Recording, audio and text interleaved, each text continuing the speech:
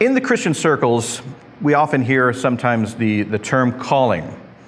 God called me to do this, or I'm feeling called to do this, Basically, what that means is that Christ is kind of nudging you into a direction to use some of your talents, some of your individual spiritual gifts to contribute to the body of Christ and be part of that great community of Christ's love. Now, how you're called can vary just as much as it varies on each individual person. Every one of us has a uniqueness about us, a difference, an identity that makes us who we are. Christ uses that to contribute to the body of Christ, to bring love to the world. For some of us, that might be joining an organization and being part of a big group that fights for advocacy or political change or things like that. For others, it might be an expression of art, singing, poetry, creativity in some fashion.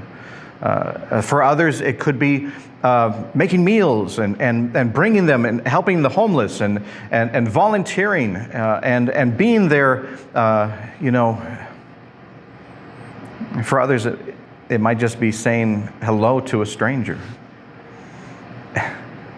But the point is that each one of us does have a calling. Each one of us does have an individual talent or gift or uniqueness about us that we can use to contribute to the love of Jesus Christ.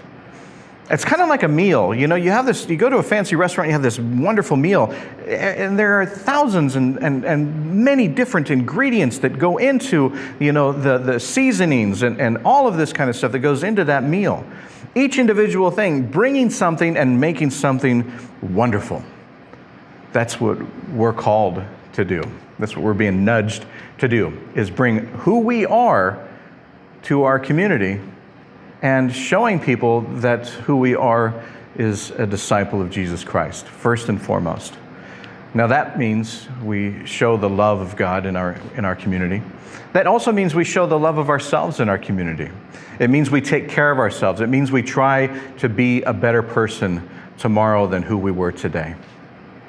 It also means loving your neighbor and seeing the world as your neighbor.